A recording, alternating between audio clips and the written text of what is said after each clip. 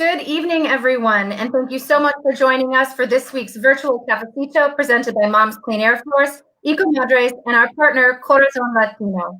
I think you're really going to enjoy tonight's conversation about remote learning in the pandemic age. As moms, even in the best of times, we are constantly juggling family and professional responsibilities and trying to maintain some sort of balance. But in 2020, that juggling act has become even trickier, as many of us work from home, try to assist our children with remote learning, and worry about our Wi-Fi connections, our kids' access to and understanding of the technology they're now required to use every single day. Even the idea of screen time limitations have gone completely out the window. But a stable internet connection and dedicated computer for every child is not something every family in this country has access to. And so tonight, we're taking you to Las Vegas, Nevada for a conversation between Las Vegas City Councilwoman Olivia Diaz and our Las Vegas field organizer, Cinthia Zermeño Moore. They'll be discussing the steps that Councilwoman Diaz has been taking to support her community and ensure equal access to remote learning. Councilwoman Diaz represents Vegas's Ward 3, a seat she has held since 2019. Previously, she was Nevada Assemblywoman from representing District 11. She has a master's degree in bilingual education and lives in Las Vegas with her husband and son. Cinthia Moore, our Las Vegas field organizer, she has been advocating for clean air and water for over 10 years. She has served on the Parks and Recreation Board for the city of North Las Vegas, where she advocated for more access to green spaces. And now I'll let them take it from here. Thanks again for watching. Hi, everyone. Thanks for joining us today. Welcome, Moms Clean Air Force members, and welcome to our partners at Corazon Latino. Today, I'm really excited because we have a special guest for our cafecito. We have Las Vegas City Councilwoman Olivia Diaz. And I'm really excited to have her here with us today because she is my councilwoman. And before that, she was my assemblywoman. So I'm really excited to have her here. But before we go on, I wanted to tell you a little bit about her. Councilwoman Diaz won her election to the Las Vegas City Council Ward 3 in June 2019. She is amongst the first Latina women to represent Las Vegas City Council. She is the daughter of two hardworking immigrant parents. The councilwoman grew up with 6 siblings, where she quickly learned the value of hardworking and taking risks and standing up for what is right. Councilwoman Diaz is a former member of the Nevada State Assembly, representing District 11 from 2010 to 2018. In the 2013 session, the councilwoman served as the Majority Assistant Deputy Whip. Currently, she is seated on the board of the Southern Nevada Regional Housing Authority, the Southern Nevada Health District, as well as the Nevada Workforce Connections Board. Throughout her life, Councilwoman Diaz has overcome obstacles and embraced the challenges that she has faced. She values the importance of doing what is needed to make our community better for future generations.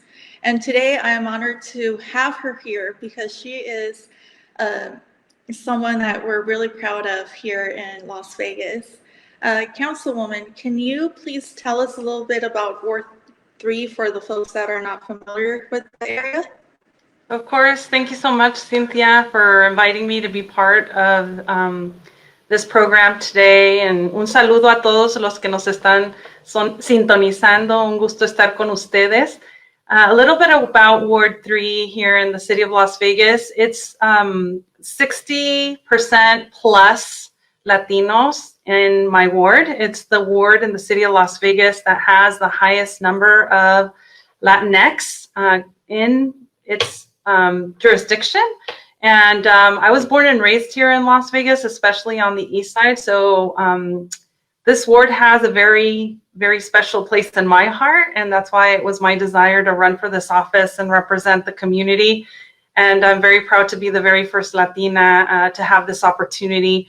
En parte, siento que mi habilidad de hablar español puede ayudarnos a conectar las oficinas aquí de la cabecera municipal con nuestra gente. So I do not take this responsibility lightly of being the first Latina councilwoman because I can then communicate in Spanish with my constituency and in English, of course. I represent everybody, but So many times our community gets left behind because they don't get the information in the language that is easiest for them to understand the messaging or the processes that we're trying to convey. So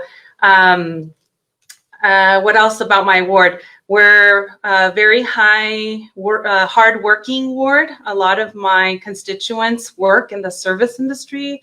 A high percentage of them hold service sector jobs. And for example, like my dad, he was a proud member of the culinary union for 36 plus years.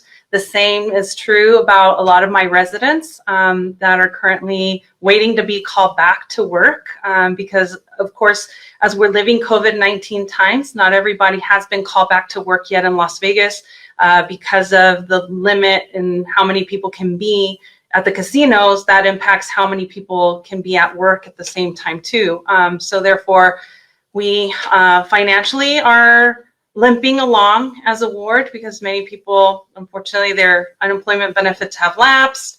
Maybe two of the traditionally working folks in the house have not been called back to work, or one of them has been called back to work, but on a limited schedule.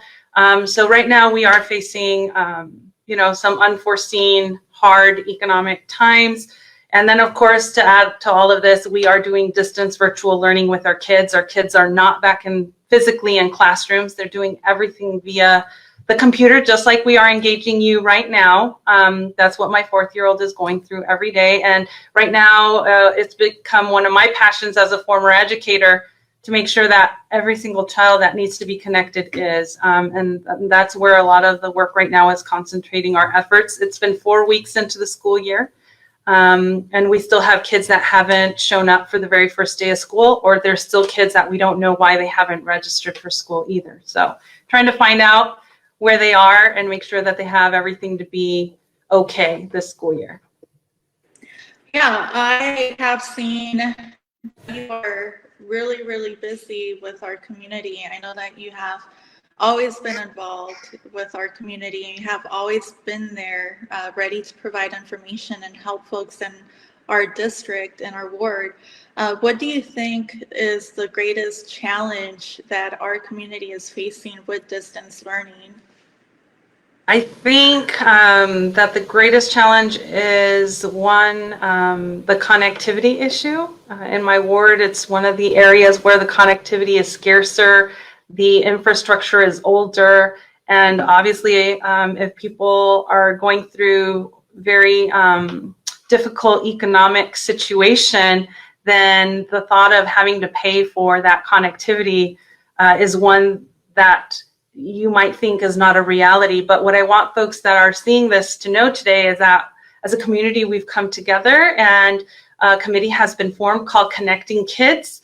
And they are here to basically help us get over this hurdle and this thought that we can't afford connectivity. So it's our ambition to make sure that every child that needs to be connected for school purposes is connected. And all they need to do is call the Connecting Kids hotline. And this is sometimes the ability to connect to their school sometimes is being hindered because they don't have the actual device. So they don't have a Chromebook, they don't have a laptop, they might not have the connectivity. And so that's why Connecting Kids was established, just to make sure that they do have the equipment, that they do have the Wi-Fi, so that they can be present in their classes every day. Y un poquito en español es que nuestra ambición es que todos los niños estén conectados este año escolar para que ellos puedan continuar sus clases. Sabemos que este año todo lo estamos haciendo mayormente por computadora, y está un programa establecido para ayudar a familias de bajos recursos a que se mantengan conectados.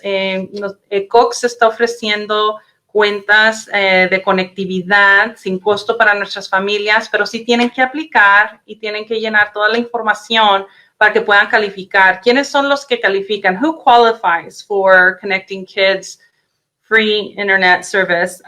So it has to be families who have children kinder through 12th grade who are eligible for the free lunch, free or reduced lunch program. If they qualify for Head Start, SNAP, WIC, TANF, if they are in public housing assistance or they receive a Section 8 project-based rental assistance, they all qualify. So they just need to call their number at 1-888-616-2476. And there are bilingual operators standing by to help our families navigate through this process and make sure that if they can't afford to pay for this internet, that Cox is able to provide it for kids free of charge. Wow, that's really good information. I know that there's some folks out there that are really worried about their kids and then having to juggle their employment for those that have been called back to work. I know as a mom, I mean, my son's only 3 years old, but this was the year that I was planning on enrolling him in pre-K, but because of COVID and he's 3, I didn't think he would be able to benefit from distance learning at all. And I know that you're a mom yourself and you're a councilwoman and you're busy. How has that distance learning, how have you been able to handle that? It's a balancing act with my job as a city councilwoman and having a very supportive husband that's working from home. So we definitely try to make sure that one of us is there, keeping an ear out mostly, not interjecting ourselves into my son's daily school, because I think they need to know that that school experience is them and their class, that I'm not there to micromanage my son's learning, that I'm there to support and make sure that he's staying focused, that he is connected. For example, one day the internet connectivity in my house dropped, like I'm sure so many of my residents are experiencing.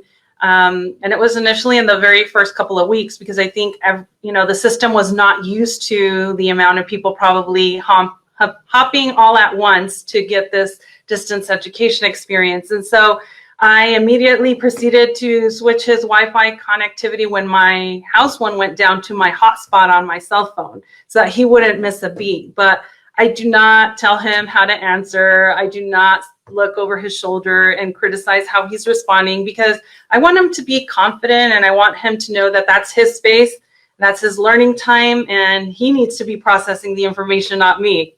His dad and I have our own jobs to do. So hay que respetar, hay que darles sus espacios, pero asegurarnos como padres que nuestros niños estén poniendo atención, porque sé que a veces en la computadora ellos se pueden desviar, pueden estar viendo otras cosas y queremos asegurarnos que uno, estén concentrados en las lecciones, pero dos, que terminen los trabajos que se les asignan, porque esos trabajos son lo que va a meritar sus calificaciones. So if they're not doing their schoolwork and they're not following through after the lesson, that can hinder their grades and their ability to go on to the next grade, right? So we want to make sure our kids are equally prepared. And I ran into some Rancho High School students on Mexican Independence Day this past week.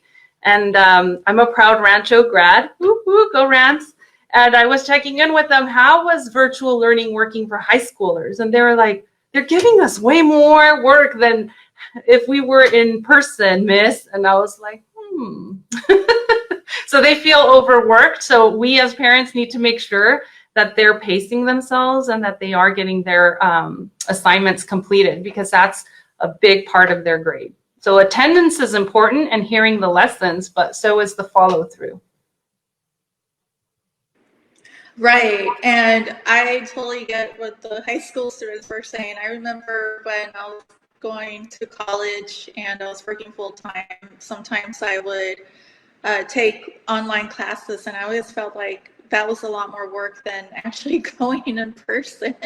And I am hearing from teachers in high school that because of the stressful financial situation that parents may have, some students are having to step up to help support the families too, especially for our mixed immigration status households. And so a lot more of our high schoolers are probably in the workforce and having to navigate going to virtual school as well. So they do have a lot on their plate right now, and I just hope that we can come together and offer them support and motivation and tell them they can get through this. It's about organizing and structuring their time and being efficient with it. You don't get minutes back in a day. But I think that once you get a handle on, this is my work schedule, then I'll rest a little bit and eat, and then I'll do my homework or tune into what I might have missed while I was working. Everything you can accomplish all, work and school. It just takes a little bit of coordination. Right, and it does take a little bit of time to get used to it. I did see on social media that you were really busy this weekend and that you joined several Latino elected officials in canvassing our neighborhoods to give information on the resources that they can access for education. How are those efforts going? What are people saying at the door? And are there any other efforts or initiatives taking place? I think for the most part, everyone is receptive and appreciative of getting the information. So that was connecting kids. So kids who haven't been registered for school or don't have the technology, whether it be the Chromebook device or the connectivity, we're trying to tell them they have access to that and they don't need to worry about financially not being able to give it to their children. That the school district has the device and Cox is willing to step up and provide that internet access, but they do have to qualify and they have to actually apply for it. So it's not something that's given immediately, but we need to follow through and complete an application process for. I think that, some folks are obviously stating a little bit of frustration with the connectivity and the coming and the going of being able to stay connected. But again, I want to just emphasize that you should be calling your Wi-Fi provider, whether it's Cox or CenturyLink here.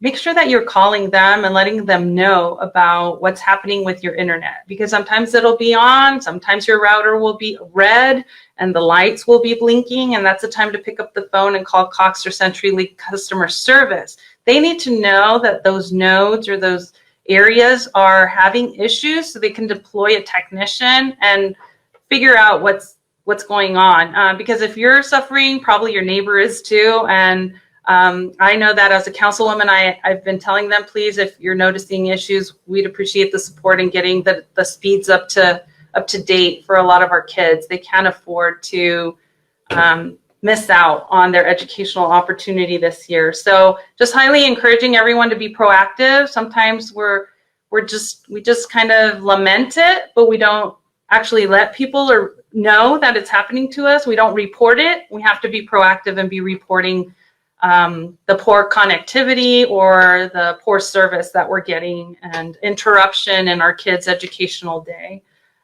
We also have been trying to tell parents that there is support if they're not sure, because there's two programs that here in Clark County School District kids need to use for their school day. One is Canvas, and that's the more assignment heavy end of it. And the other one is Google Meet. And so if parents are still having an issue, especially for the kindergartners and the first graders, that they themselves need the walking through, they need the support, there is a family learning line that parents can call, and they are more than happy to walk you through any process, get you connected to your school, to your teachers.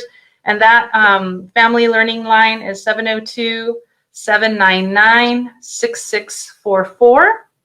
Again, there are bilingual operators on the line and they will help you en inglés o en español. Y simple y sencillamente estamos diciendo que también muchos papás necesitan el apoyo para ayudar a sus pequeñitos, a los que están en prekinder, kinder y primer grado. Y hay una línea de aprendizaje en el distrito escolar donde pueden llamar los padres y se les da la ayuda.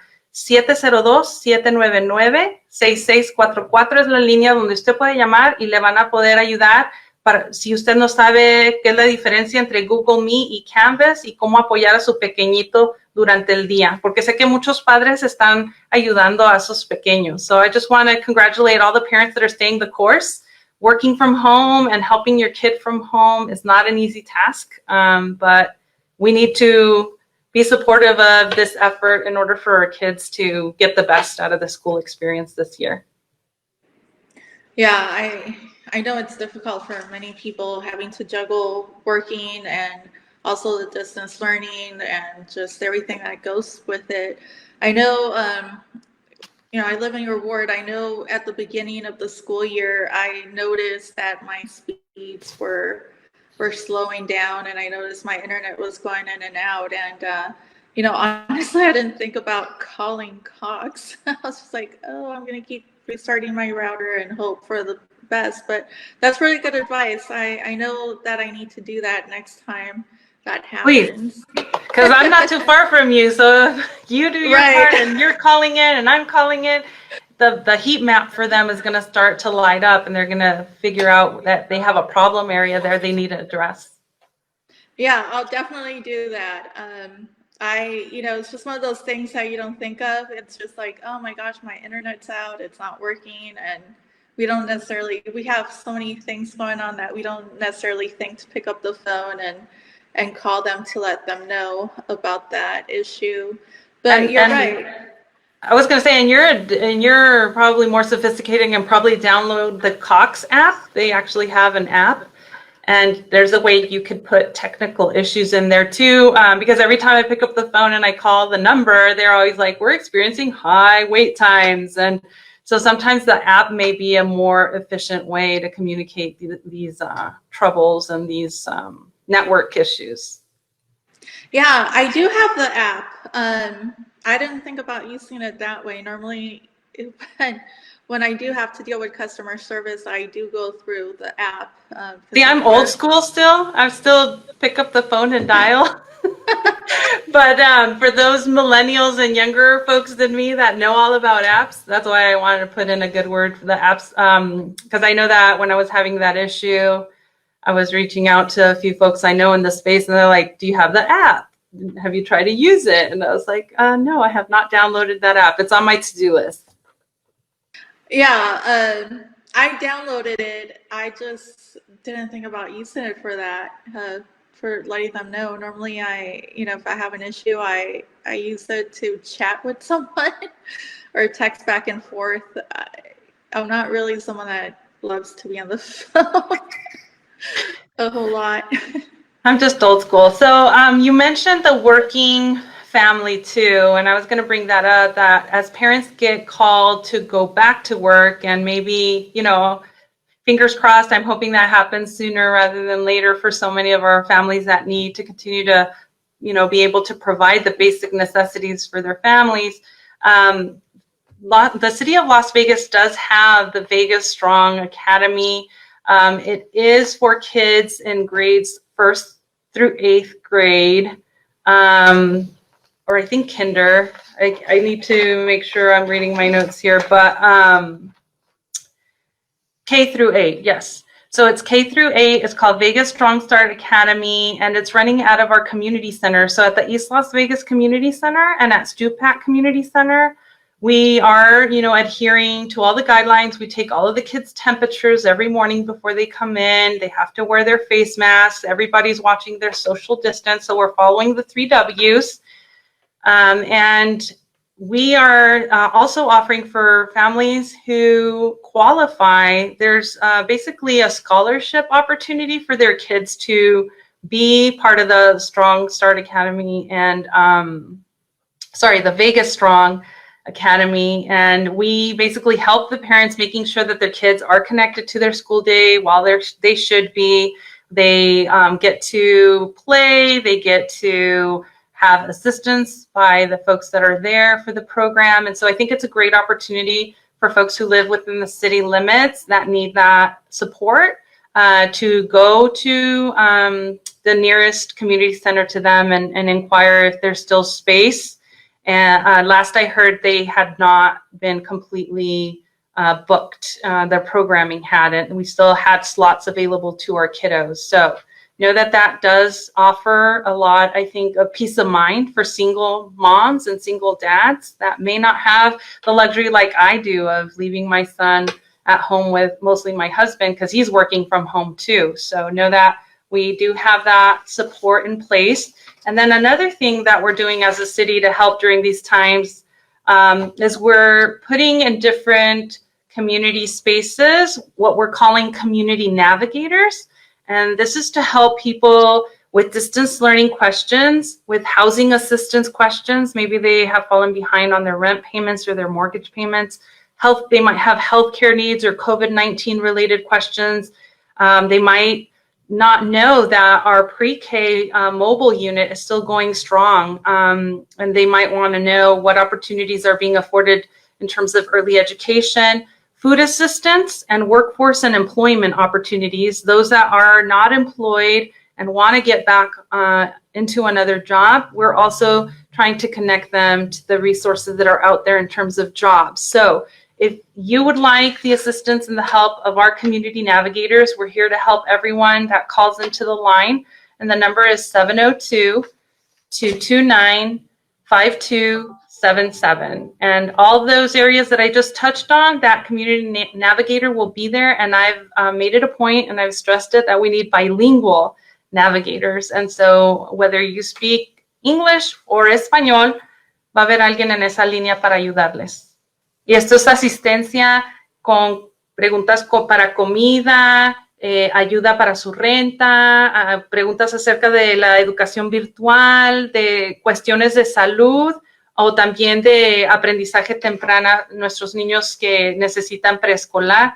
Y también los empleos. Si alguien necesita ayuda conectándose con un empleo, también los navegadores de la comunidad les van a poder ayudar y van a estar en diferentes puntos, no solo en nuestros centros comunitarios, pero por ejemplo va a haber un navegador en la Casa del Migrante que está en el centro de Rafael Rivera. Oh, wow. Hay mucha ayuda y mucha información disponible para nuestra comunidad. Por eso quería invitarte para que hicieras el programa con nosotros, porque hay mucha información que las personas no saben y no saben dónde acudir para encontrar esa información. O muchas veces en nuestra comunidad nos da vergüenza también pedir ayuda. Sí, dice mi mamá, el pedir no empobrece. Así es que nosotros en estos tiempos tenemos que aprender la humildad y a no tener pena. Lo que tenemos que hacer es ser las personas adultas en nuestra existencia cotidiana, y si nuestra familia necesita la ayuda, vamos a pedir la ayuda, porque hay muchos lugares que nos la está ofreciendo y no hay que tener, como dice Cindy, esa vergüenza de pedir la información. Si no sabemos, hay que preguntar a alguien que nos puede dar la orientación y la información. Y mucha de esta ayuda está disponible también para las personas que son indocumentadas. Correcto. Usualmente no se les pide nada de ese tipo. Sé que en el Connecting Kids, por ejemplo, en un inicio sí se les estaba pidiendo, pero no se tienen que sentir estresados. Si se les pide el seguro social, simple y sencillamente lo hacen por protocolo, porque tienen que saber a qué número van a establecer la cuenta. Tienen que tener un dato para conectarlos a ustedes, ¿no? Pero no es de que si no lo tiene se le va a excluir. Hay otra manera que ellos pueden integrarlo al programa sin rechazarlo, pero no hay que tener pudor, no hay que tener temor. Simple y sencillamente se dice no tengo y ya van a proceder con el otro paso a pedirle otro dato.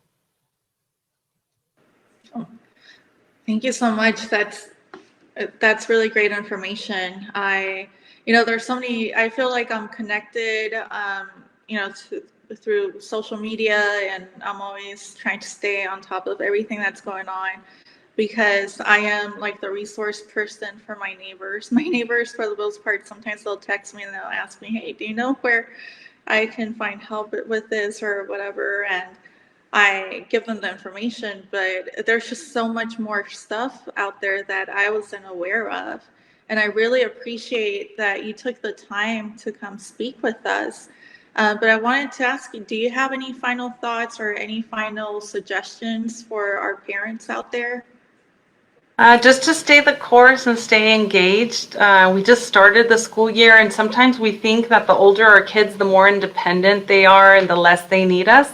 But actually, it's the opposite. The more they're growing up, the more they need us to make sure that we're checking in, that we're being supportive, and that they know that they matter as well. Because sometimes all of our attention goes to the youngest children, but our oldest need equal attention and equal support, and they need to feel that we know that these are very difficult times, that these are very different times, and to just stay the course and make sure that we're saying, hey, what did you learn today? What's the best thing that happened during your school day? Because I think that bridge between the home and the school is super important, so that our kids know that it makes you as a parent proud because they're doing well, or they know that there's a purpose behind them going to school, that it's not just a check the box, I went, or check the box, I just listened, but that the more that they stay the course and they shoot for the stars and they continue their education, the more they're going to be able to work the job of their dreams, right? We know that there's so many jobs that are going tech. They're going to need high computer skills. You're going to have to know a little bit about that technology innovation space. And so I hope that our youth stay the course, because we need them to have the jobs and the leadership roles of tomorrow. And diversity and representation is so important. So regardless of what your ethnic background is, where you come from, this country continues to be the land of opportunities if we work hard for it. And I hope that every parent helps stress that to their child, and for the child not to become just disillusioned or check out of school, because I know that education is the greatest equalizer, and it will do miracles for your kid, for your family, just if we stay the course. And that's why this area here, education, is so passionate to me, because I know that I come from a working class family, and I've been able to make it all the way to this role as a city council person because of my education, and because I, stayed the course, made sure I continued and I didn't stop. And I think it's equally important and relevant for our kids coming through. I think now more than ever. Yeah, it really is important. And I know in our community, the parents are supportive, and they may feel a little bit overwhelmed because of the technology. I was having that conversation with my mom earlier today, actually, and she said, wow, if I had a kid, if you guys were young right now going through that, I don't know what I would do. Because she has an iPhone, but for the most part, she just uses it to play some games and send text messages, but that's about it.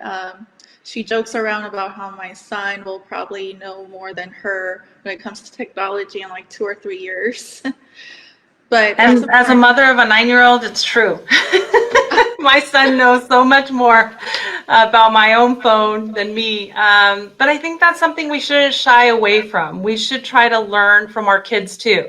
Sometimes we feel as a parent that we need to teach our kids everything, but there's so much that we can learn from our kids too. And I think just having that open mind and knowing that, take this opportunity to learn more about laptops and Chromebooks and different media platforms that your kids use. And that's adding value to you too, because you're staying more current as well. And the skill set is, learning something new every day is never going to be out of style. Like every day there's something else that we could be just equipping ourselves with. Yeah, and I think it's important to learn something new every day, whether it's something small or something big. I think it helps us overall.